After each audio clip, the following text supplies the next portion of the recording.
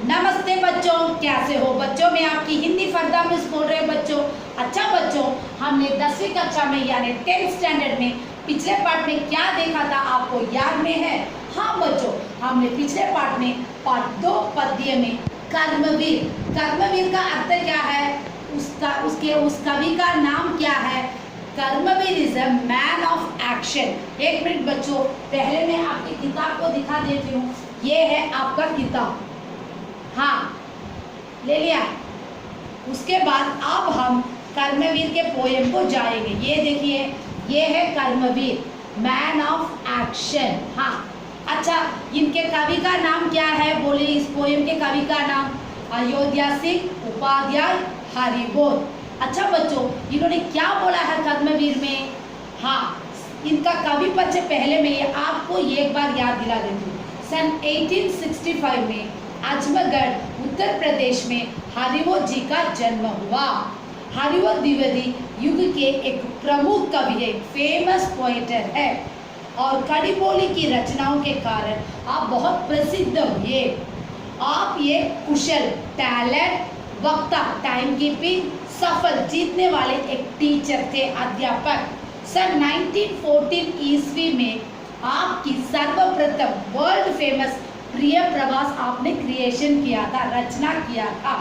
अच्छा बच्चों, हम उस महाकाव्य को प्रकाशन पब्लिश भी उन्होंने किया था।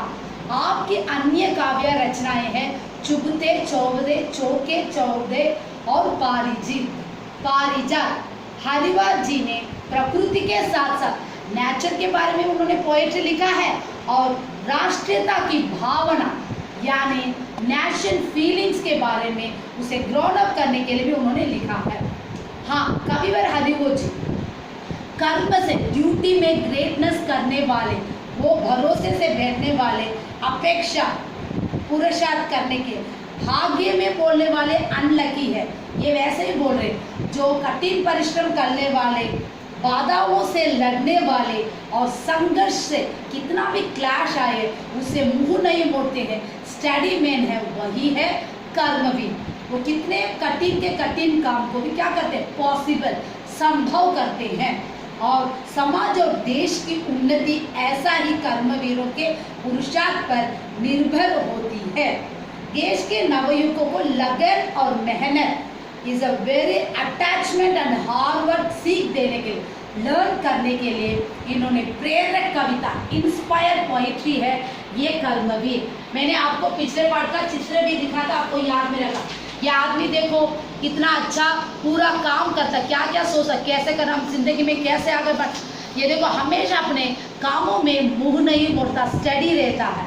सो इस प्रकार हम लोग भी कर्मवीर के साथ जो नौजवानों को बोला है उसी के बारे में हम आज पिछले पार्ट में देखा था। कर्मवीरों जैसे हम नौजवानों को देखने के लिए बोला। आज हम नए पार्ट 5 में पद्य अब्दुल रहीम खान खाना, देखिए टॉपिक भी यानी शीर्षक भी वही है, कवि का नाम भी वही है, अब्दुल रहीम खान खाना। आज हम इस पद्य के बारे में देखें। ये मैंने आपको चलाया भी है बच्चों, अब हम इनके बारे में आप देखेंगे। अच्छा बच्चों, ये कबीर रहीम दोहे क्या बोला है ये अब हम देखें। ये देखिए बच्चों, अब्दुल रहीम खान खाना का कवि परिचय पहले देखेंगे और उसके बाद हम क्या देखेंगे, हाँ उनके दोहे में उन्होंने किसके बारे में बोला है, पहले दोहे में क्या किया है और सेकेंड दोहे में क्या किया, ये सब हम देखेंगे। अच्छा बच्चों, आज हम कवि परिचय में पहला देखने वाले अब्दुल रहीम खान के बारे में, इनके बारे में पहले हम देखेंगे। ये देखो ये चित्र अब्दुल रहीम खान खाना, ये है इनके लाइफस्टाइल के बारे में आप देखेंगे। हाँ आप देखिए बच्चों, 1 मिनट बचा आती हूँ। हाँ, कवि परिचय पहले उनका इंट्रोडक्शन दे देंगे। कविवर रहीम, कविवर इज अ वेरी गुड पोएटर, कविवर इज अ वेरी गुड पोएटर। रहीम के पिता बैरमांखा थे, इनके पिता का नाम क्या है, बैरमांखा, जो क्रमशः रेस्पेक्टिवली बादशाह हुमायूं तथा अकबर के प्रधानमंत्री थे। बादशाह हुमायूं और अकबर के प्रधानमंत्री इनके पिता थे। हाँ, अकबर ने उनकी शिक्षा दीक्षा, हमारे अब्दुल रहीम खाना की पढ़ाई को कौन देखा था? अकबर ने। संपूर्ण पूरा भार अपने ऊपर उठा लिया था। अपने ऊपर का मतलब अकबर ने सारा पढ़ाई का खर्चा पैसा सब कौन ले लिया? अब्दुल रहीम खान को पढ़ाने के लिए अकबर ने पूरा मदद किया था। और योग्य अध्यापकों, करेक्ट टीचर को रखकर संस्कृत, अरबी, फारसी, ये 3 लैंग्वेज का नाम है बच्चों। आदि भाषाओं का ज्ञान उन्होंने करा। तब हमारे अब्दुल रहीम खान कितने लैंग्वेज जानते हैं? 3, संस्कृत, अरबी, फारसी। ये पूरा लैंग्वेज और नॉलेज को अकबर के जरिए से इन्होंने पढ़ा था। रहीम के ग्रंथों में रहीम दोहावाली, बरवई नायिका, पेद नाष्टक, राम पंचाध्याय और श्रृंगार सरोटा प्रसिद्ध, ये सब फेमस पोएम्स है। बरवई चंद के वे आरंभ करता, यही स्टार्टिंग का चंद अलंकार ग्रामर के रूप में पोएट्री को लाने वाले ये पहले फर्स्ट पर्सन। हाँ, करता इज है, मालूम है आपको, सब्जेक्ट ऑब्जेक्ट में आएगा इस प्रकार। सो स्टार्टिंग ये है, ग्रामर के रूप में पोएट्री को लाने वाला हमारे अब्दुल रहीम खान खाना थे। अच्छा बच्चों, आप पहला दोहा देखिए। हाँ, ये पहला दोहे में क्या बोला देखो, मांगे घटक। मांगे इसे क्या है? एस। घटक is a decrease. Rahim is a, ये है रहीम। पद इज ए पोजीशन। कि तो करो बड़ा काम। How many times you have to do a big work. बड़ो काम का मतलब ये बिग वर्क। 3 पगई, 3 पार्ट। वसुधा इज यत, धरी इज वहाँ पे रहना है। कऊ बावने नाम। हाँ, बावन इज वामन रूप में श्री कृष्ण भगवान आए थे, यही तो बोलने वाले हैं। सो इस प्रकार इस दोहे को हम भावार्थ के रूप में अब देखने वाले है। रहीम भी कबीरदास की तरह मांगने की निंदा करते। अब रहीम कैसे करते हैं? कबीरदास से किसे तरह मांगना ना, तो आस्क समथिंग। उसे निंदा मीन्स अवॉइड करना। जैसे कबीर किसी से नहीं मांगते कुछ, वैसे रहीम भी है। रहीम कहते हैं कि चाहे कितना भी बड़ा काम हो, तुम्हारे पास कोई भी एक बड़ा काम देता तो वो मदद के रूप में करो, उसके जरिए में आप कुछ मत मांगना उनसे। समझ में आया ना? यही तो कह रहे हैं। हाँ, दूसरे से कुछ मांगने से पद घट जाता। अब मैं सर प्लीज़ सर मैंने तो आपको मदद किया है, प्लीज़ मुझे भी आप मदद कीजिए। आप तब तुम्हारा पोजीशन वहाँ पे क्या होता है? घट जाता है। You have to low. बड़ा व्यक्ति छोटा big person come to small person. भगवान विष्णु ने सारी वस्तु, मैंने श्री कृष्ण बोला भगवान, यहाँ पे 52 के लिए मैंने गॉड डाला है। भगवान विष्णु, 1 मिनट बच्चों, ये है, ये देखो यहाँ पे वामन रूपन विष्णु ने वामन रूप, ये ही वामन रूप है। एक अवतार को लिया था हमारे विष्णु ने, वामन अवतार। हाँ, ये देखो इसके उनका पैर किसके पास है? हाँ, बलि राजा, ये केरला के राजा है। इनके मरने से और ये हर घर में आके ओणम के वक्त देखते हैं मेरे प्रजा बहुत खुशी है, इस प्रकार। सो उसी को ओणम मनाया जाता है, ये याद में रखिए। बलि राजा मरने के बाद अपने प्रजा को देखने के लिए हर घर आते, मेरे प्रजा खुश है या नहीं, इसलिए ओणम उनके जरिए से ये ओणम मनाया जाता है। अच्छा बच्चों, 1 मिनट बच्चों, यहाँ पे वामन को मैंने दिखा था, श्री कृष्ण ने सारी भूमि को, के लिए पूरे भूमि को 3 पग 3 पार्ट में उन्होंने किया था। भगवान विष्णु ने सारी भूमि को 3 पगों में नाप कर, मीन्स इज अ मेजर, और अद्भुत कार्य, इज अ वंडरफुल वर्क, तब उसका नाम वामन पड़ा। इसलिए उनका नाम क्या पड़ा था? श्री कृष्ण का नाम वामन। भगवान वामन का मतलब क्या? जो पूरे भूमि को मेजर करता है, सो उसी को हम वामन बोलते हैं। हाँ, भगवान विष्णु ने वामन के रूप में राजा बलि से 3 पग जमीन का दान मांगा था, गिफ्ट दान। तुम मुझे क्या करो? बलि राजा, मैंने दिखा था ना, वामन ने उनके सर पे पाँव रखा था।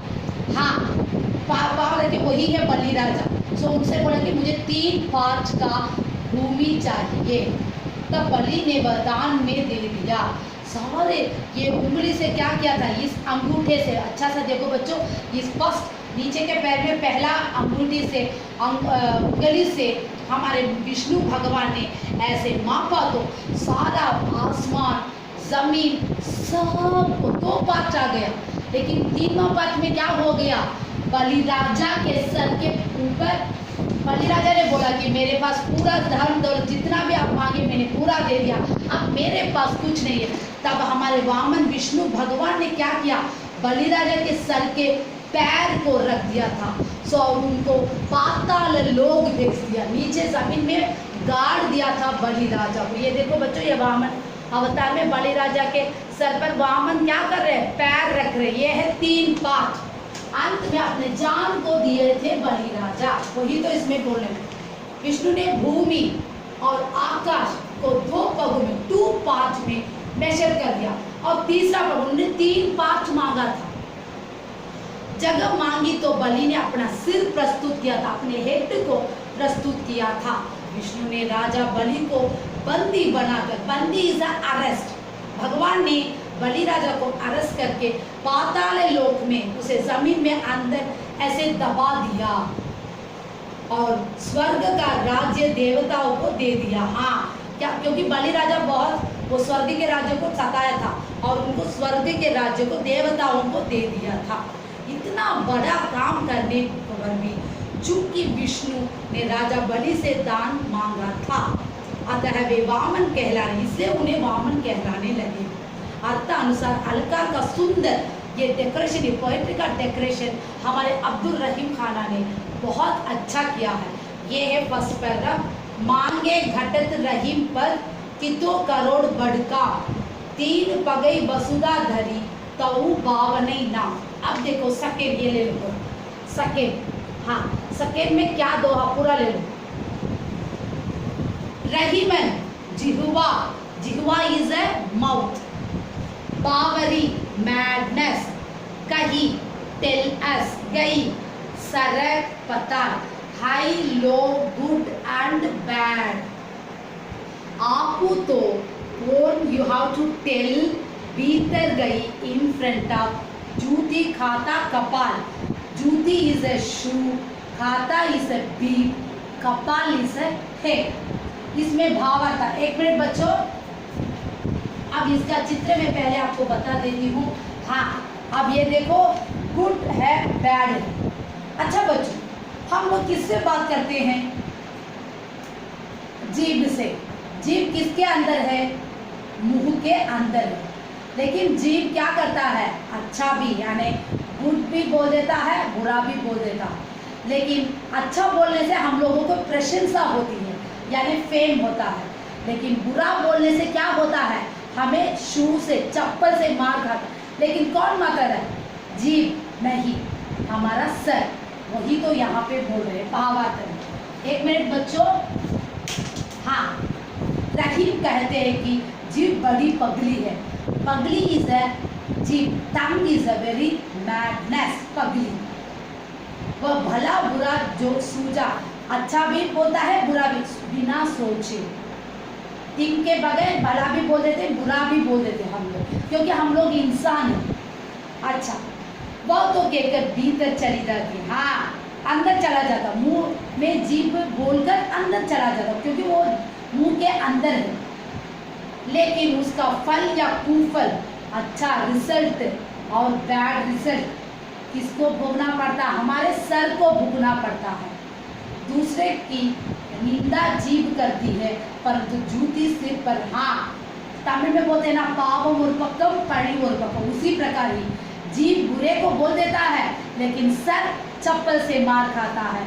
यही तो किसी से बुरा भला करना, सोच के बात करना, हमारे जीभ को, हमें पहले थिंक करने से वो जीभ बोलता है। सो इसी प्रकार बच्चों, भाव ये कि मुंह से बात निकलने से पहले सोच समझकर करना चाहिए। ये तो सेकेंड का, मैंने इसे गुड एंड बैड को लिया। अच्छा बच्चों, थर्ड वन, ये देखिए थर्ड वन, हाँ थर्ड वन देखिए, अंतर दाव लगी है, अंतर इज ए इनसाइड, दाव इज ए बर्निंग, लगी इज ए, हाँ यू हैव टू फील, रहे इज ए टू, धुआं स्मोकिंग, ना प्रगटाई सोई टू शो ऑफ, खाई जिए हार्ट अपना जान ही, टू नो खाई जिए बीती हुई, स्पेन टू गॉन। इसमें क्या बोला है, ये 1 मिनट बच्चों पहले मैं चित्र को दिखाती हूँ। हाँ ये देखो, ये मनुष्य के दिल में कितना तकलीफ हो, वो जलन के रूप में, ये देखिए, हाँ ये जलन के रूप में दिख रहा है। अच्छा समझो बच्चों, यस।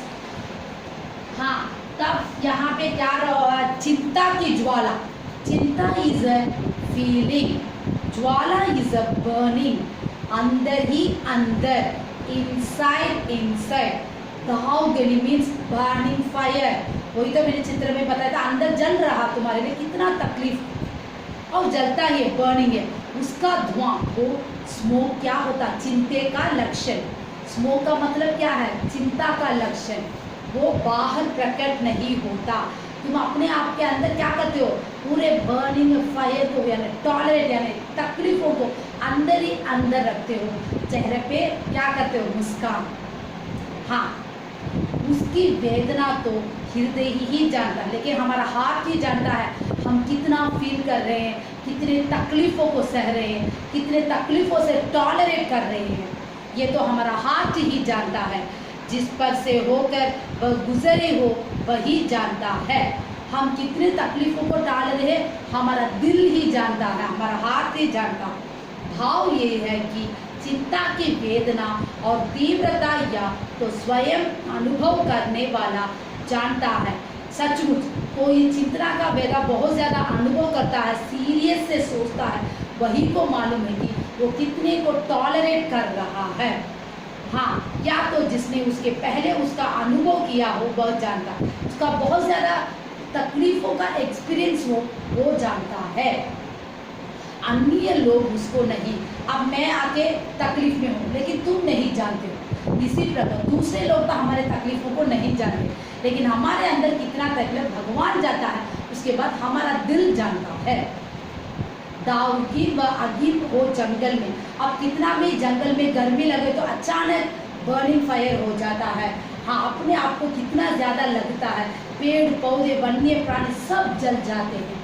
उसी प्रकार चिंता भी मनुष्य के उत्साह और उसकी खुशियों को नष्ट, वो तकलीफ वो सैडनेस क्या करता है, वो एनर्जेटिक को हैप्पीनेस को बर्बाद नष्ट कर देती है। चिंताग्रस्त मनुष्य बाहर से शांत दिखाने पर भी अंदर ही अंदर घुलता। ऊपर तो हम चिंता को दिखा नहीं सकते किसी के पास, ये तो सच, हम नॉर्मली उनको हंस के प्यार से बोलते सब करते, लेकिन हमारे अंदर हमें उतनी तकलीफ़ों को हम लोग क्या होते, मोटे आदमी भी क्या हो जाते, पतले हो जाते हैं, क्योंकि हमारे अंदर हमारा तकलीफ घुलता ही रहता है, हम भी घुलते ही जाते हैं। ये है थर्ड पैराग्राफ, फोर्थ देखो, थर्ड स्टेंस के बाद फोर्थ स्टेंस।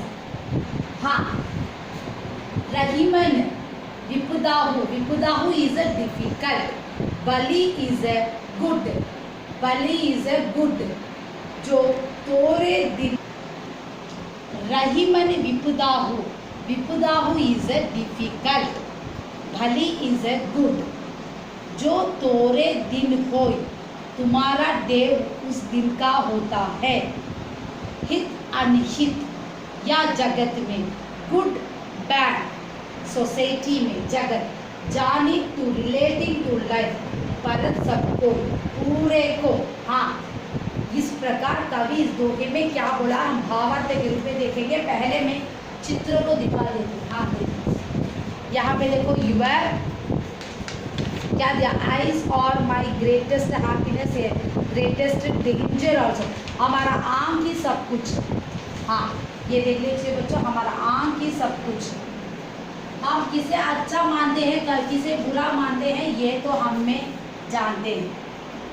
भावार्थ, रहीम कहते हैं, रहीम स्टोर, यदि थोड़े दिन में, अगर सम डेज में तुम्हें विपत्ति भी भलाई करती है, विपत्ति इज अ डेंजर, वो क्या करती है, भलाई इज अ गुड, तुम आफत के वक्त में रहने पर तुम्हें अच्छा काम मिल अच्छा बन जाता, क्योंकि उससे ये मालूम होता कि इस दुनिया, रहीम कहते हैं कि थोड़े दिनों में हो तो विपत्ति इज अ डिफिकल्टी, वो भलाई में भी हो सकता है, भलाई इज अ गुड, तुम्हें डिफिकल्टी आता है तो उसे बहुत अच्छा भलाई भी होता, क्योंकि उसे ये मालूम होता कि इस दुनिया में उसका कौन हित, हाँ विपत्ति को मालूम होता है कि मुझे कौन फेवरेबल है, हित इज ए फेवरेबल, और कौन अहित, कौन रावोरी करता, चिंतक है, ये जानता है। सुख और संपत्ति, सुख इज ए हैप्पीनेस, संपत्ति इज अ प्रॉपर्टी के दिनों में सब लोग साथ रहते। अब तुम्हारे पास धन है, दौलत है, सारे रिश्तेदार आते, रिश्तेदार इज ए रिलेशन, और उसके बाद तुम्हारे दोस्त। जब तुम्हारे पास कुछ भी नहीं है, सारा धन दौलत चलेगा, पूरा प्रॉपर्टी को तुमने बेच दिया, अब तुम एम्प्टी खड़े हो, तुम्हारे पास कोई भी नहीं आएगा, हमें अंत में भगवान ही हाथ देगा, ये हमें कभी भी भूलना नहीं चाहिए। हाँ, सुख और संपत्ति के दिनों में सब लोग साथ रहते, पूरे लोग साथ रहते, लेकिन जो सच्चे मित्र भलाई चाहते, यानी सच्चे मित्र इज अ गुड फ्रेंड। अब तुम्हारे साथ 10 फ्रेंड्स हैं, 10 फ्रेंड्स में 9 फ्रेंड्स में 8 फ्रेंड्स बुरे हैं, एक फ्रेंड तुम आफत के वक्त में रहने पर वो आके तुम्हारी मदद करता है तो वही है सच्चा मित्र। ये एक बालू की कहानी, आपको मालूम है ना, जो जंगल में 2 लड़के फ्रेंड के रूप में जाते हैं, तब वो लड़का, पहला वाला लड़का और दूसरा वाला लड़का दूर से किसे देखते हैं, भालू। तब भालू देखते ही वो क्या कर दिया, अपने जान को, लाइफ को बचाने के लिए ये का फ्रेंड ने क्या कहता, पेड़ पर चढ़ गए, क्योंकि उसे पेड़ चढ़ना जानता है, उसके फ्रेंड को वहाँ पे छोड़ दिया उसने। तब आपत्ति के वक्त में वहाँ पे वो क्या नहीं किया, मदद नहीं किया। तब दूसरा फ्रेंड ने उसे क्या किया था, नीचे सो गया था, जैसे मौत की तरह, मौत का मतलब डेड बॉडी की तरह। तब भालू आया, आकर क्या किया था, भालू ने सूंघ कर देखा था सारे शरीर को। पहला वाला दोस्त क्या कर दिया, अपने दोस्त को नीचे छोड़ के अपने जान को बचा लिया, वो सच्चा दोस्त नहीं है, वो पेड़ पे चढ़ गया। लेकिन ये वाला दोस्त क्या किया था, हाँ दूसरा वाला लड़का ने नीचे लेट गया और बालू ने उसे सारा सूंघने लगा और ये मर गया सोचकर बालू ने उसके कान में कुछ बोल के गया। तब वो ऊपर वाला लड़का और वो फ्रेंड, उसे आप तो फ्रेंड नहीं बोल सकते, वो सच्चा फ्रेंड नहीं है, क्योंकि इसे मरने के लिए छोड़ के वो अपने आप के जान को बचा लिया। तब उसने क्या किया था, ऊपर से नीचे आके उसके फ्रेंड से पूछा कि भालू ने तुम्हारे कान में क्या बोला। तब उसने बोला कि ऐसे दोस्तों को तुम फ्रेंड मत बोलो, ये बहुत बुरा है, क्योंकि सच्चा मित्र आफत के वक्त में हाथ देता है, वही सच्चा मित्र। ये सुनकर उसके दोस्त ने शर्मिंदा, शेम हो गए। इसी प्रकार रहीम ने भी वही बात बोल रहे हैं, लेकिन जो सच्चे मित्र भलाई चाहते हैं, गुड चाहते हैं, वे विपत्ति से साथ रह जाते हैं। हाँ, आफत के वक्त में भी तुम्हारा दोस्त तुम्हें काम आते हैं। थोड़े दिनों की विपत्ति भी लाभकारी होती है। कितना भी तुम आफत पाते हो तो एक दिन तुम अच्छे बनोगे, तुम्हें प्रॉफिट मिलेगा, वही तो ये इसमें बोला गया है। एक बार मैं दोहा पढ़ के सीखा, मांगे घटक, फर्स्ट दोहा यही है, सुनिए बच्चों। मांगे घटक रहीम पर, कितो करो बड़ा का, 3 पगई वसुदा, धरी तहु बावनई ना। मांगे घटक रहीम पर, कितो करो बड़ा का, 3 पगई वसुदा, धरी तहु बावनई ना।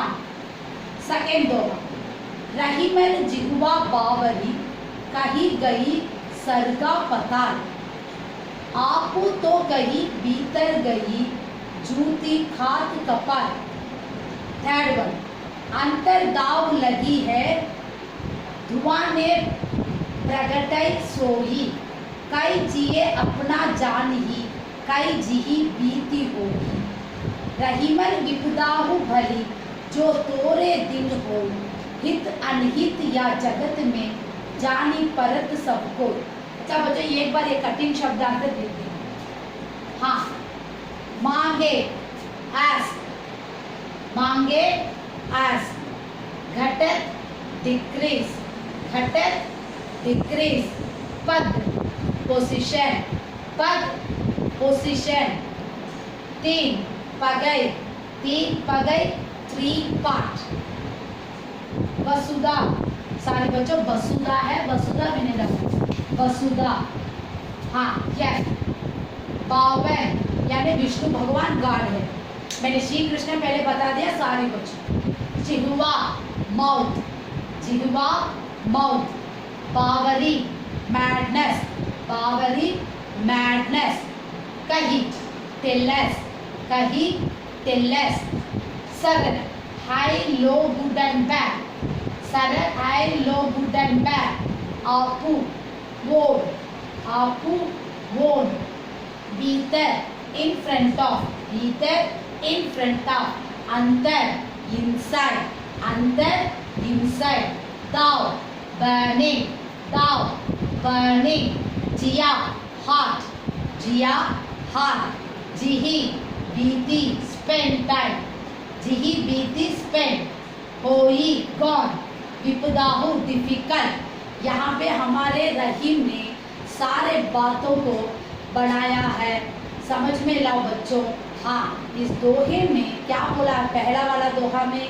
हाँ वामन के विष्णु ने जो भी बड़े लोग हो जाते तो उनको मदद, कुछ मांगने से मदद करने से वो नीचे बन जाते हैं। हाँ उसके बाद सेकेंड में जीव बुरा बोल देता है लेकिन मार खाता है हेड। थर्ड वन कितना भी डिफिकल्ट है उनके दिलों को हाँ मुश्किल है लेकिन वो टॉलरेट करके दूसरों से अच्छे बर्ताव करते हैं। फोर्थ वन उनके फ्रेंड्स के विपत्ति के आफत में वो आए तो वो तो अच्छे फ्रेंड हैं। अच्छा बच्चों यहाँ पे ये पाठ समाप्त हो रहा। बच्चों जो भी आपको डाउट है मुझे फ़ोन करके पूछ सकते हो बच्चों। प्लीज़ बच्चों पढ़ाई में ध्यान दीजिए। कोविड-19 में बाहर मत जाए बच्चों, पढ़ाई में ध्यान देकर आपका हैंड राइटिंग इम्प्रूव कीजिए। आप लोग 10th स्टैंडर्ड के स्टूडेंट्स हो, बहुत अच्छा मार्क्स लेना है। प्लीज़ बच्चों हैंड राइटिंग को इम्प्रूव करो, प्रेजेंटेशन अच्छा दो, क्लास वर्क नीट से लिखो। हाँ पूरा अच्छा पढ़ाई में ध्यान दो बच्चों। धन्यवाद।